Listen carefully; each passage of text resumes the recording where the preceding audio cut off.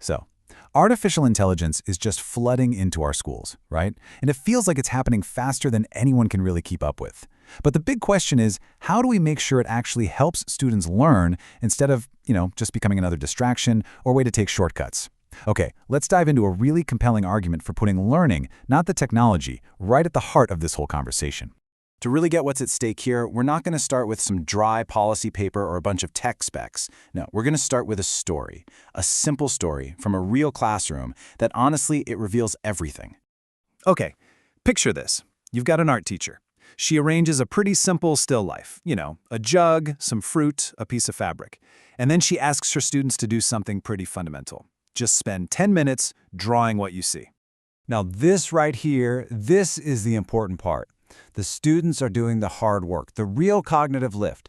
They're looking, they're thinking, they're making their own choices about where a line should go or how to capture a shadow.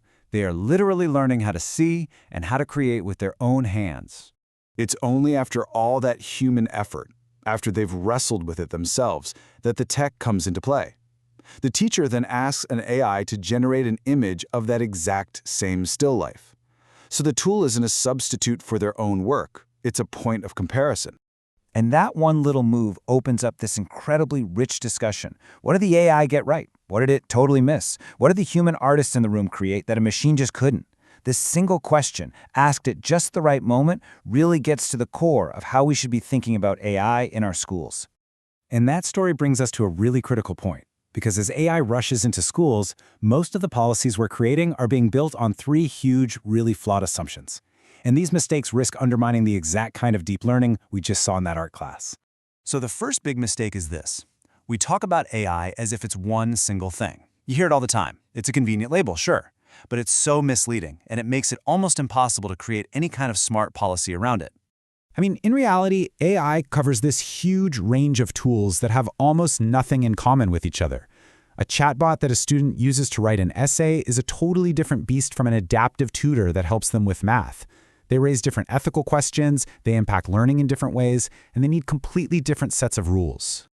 Okay, mistake number 2.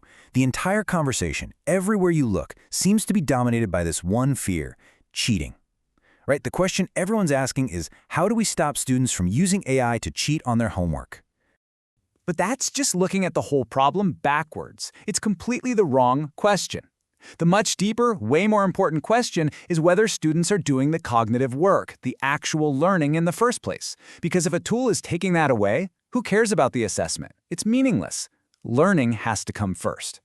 And the third major mistake is this belief that our current way of training teachers can handle this. We'll send out a few guidance documents, maybe hold a quick online session, and that's it. We'll be fine.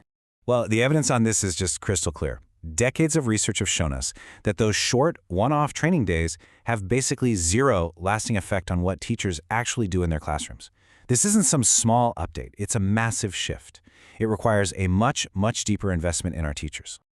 Okay, so if we're trying to avoid those big 3 mistakes, what's the alternative? Well, it's a really powerful shift in thinking. It's called a pedagogy-first approach. And it's all about putting the act of learning back where it belongs, right at the absolute center of every single conversation. And this chart just lays out the difference perfectly. On one side, you have that tech-first thinking, where the main goal is just making sure the test is fair, and the machine often does the initial thinking. On the other side, you've got this pedagogy-first approach. Here, the focus is on the learning process itself. The student always does the first thinking, and the tool is only there to amplify and deepen their work, just like in that art class. Now, the really good news is that this isn't just some nice idea or a theory. There's a very concrete, very practical plan to make this pedagogy-first approach a reality for teachers and for schools. The proposal is this really smart 2-phase model.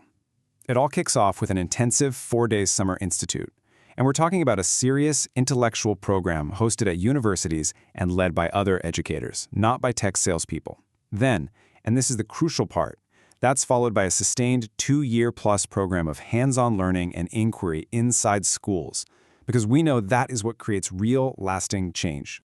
And it would be a real partnership, which is so important. You'd have universities leading the intellectual design, the teacher unions would be there to safeguard professional integrity, and the National Support Service would help scale the whole thing system-wide. Each partner is playing to their unique strengths. It's brilliant. So this all brings us to the choice we're facing right now. And I want to be clear, this is not some debate about a far-off future.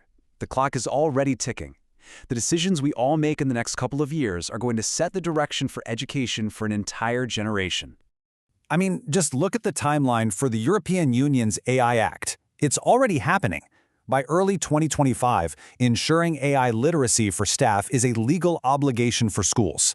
This isn't a friendly suggestion from a think tank. It is a requirement that is basically already here. And this quote from Joe Rafis, the author of the paper this is all based on, just captures the whole argument perfectly. This is not about being anti-AI or anti-technology. Not at all. It's about agency. It's about making sure that the people who actually understand teaching and learning, the educators themselves, are the ones who get to decide how these incredibly powerful tools are going to be used. So it all really boils down to this. We are standing at a crossroads. Do we just drift down the default path, where technology gets dropped into classrooms and we all just kind of hope for the best? Or do we make a conscious, deliberate choice to empower the professionals we trust with our kids' education to thoughtfully integrate these tools on their own terms? The answer we choose for that question is going to define the future of what a classroom even is.